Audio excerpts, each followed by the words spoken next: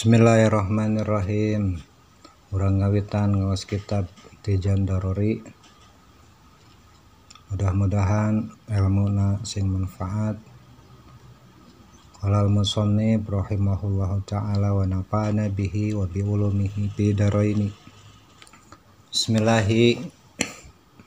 Kalayan awitan nabi ngaos kana ieu kitab Tijan Daruri.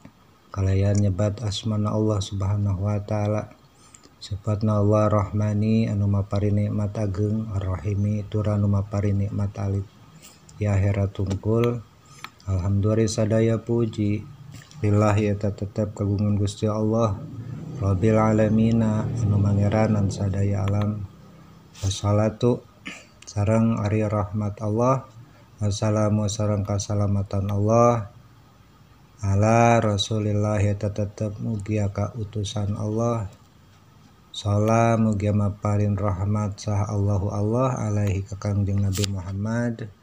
Wassalam sareng mugi maparin kasalamatan Gusti Allah ka Kangjeng Nabi Muhammad. Wa ba'du sareng saparantosna ngaos bismillah alhamdulillah shalawat sareng salam ka Kangjeng Rasul.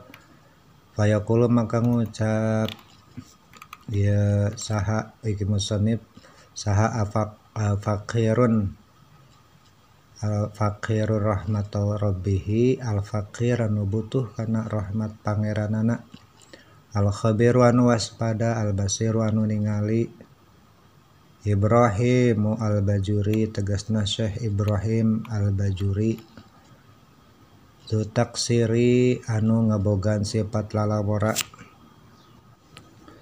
Tolaba tos maradih mini ti kaula saha ba'dul ikhwani sawarehna dulur-dulur aslaha mugi ngamaslahatkeun saha Gusti Allah Gusti Allah lika ka kaula walahum sareng ba'dul ikhwan al-hala kana tingkah wa sya'na sareng kalakuan anaqtuba kana nulis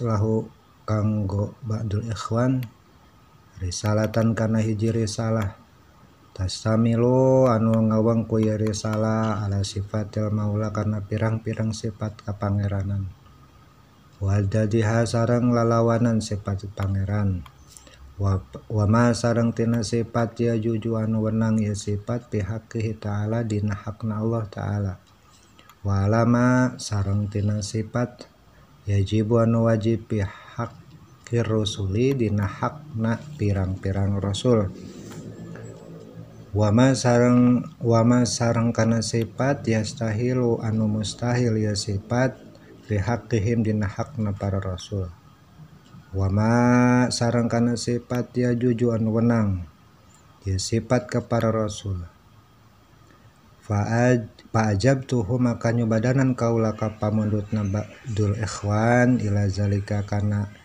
itu risalah. Faqultu maka ngucap kaula sareng musannif wabillahi sareng eta tetep ka Gusti Allah at-taufiqu ari urang sadayana nyungkun pitulung. Yajibu wajib ala kulli mukallafin kasaban-saban jalmi mukallaf naon aya rifa manyahokeun ieu mukallaf kana sifat yajibu anu wajib pihaqih ta'ala dina hakna Allah ta'ala wa ma sareng tina sifat yastahilu anu mustahil ya sifat ka Allah ta'ala wa ma sareng kana sifat yazuzu anu wenang ya sifat ka Gusti Allah subhanahu wa ta'ala. Syarat iman teh aya 3 hiji ma'rifat hartosna terang kana sifat-sifatna Allah, kadua ibtiad ngaku bahwa Allah teh ngagaduhan sifat, katiluna syarat iman nyata qabul nampi bahwa Allah ngagaduhan sifat.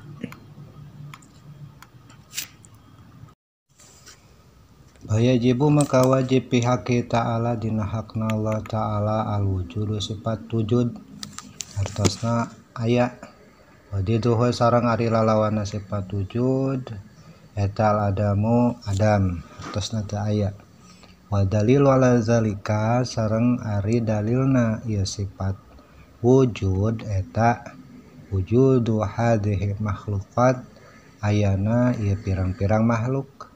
Wa yajibu sareng wajib pihaki ta'ala tina hakna Allah ta'ala naon al-qidamu sifat qidam hartosna ti payun teu aya mimitina.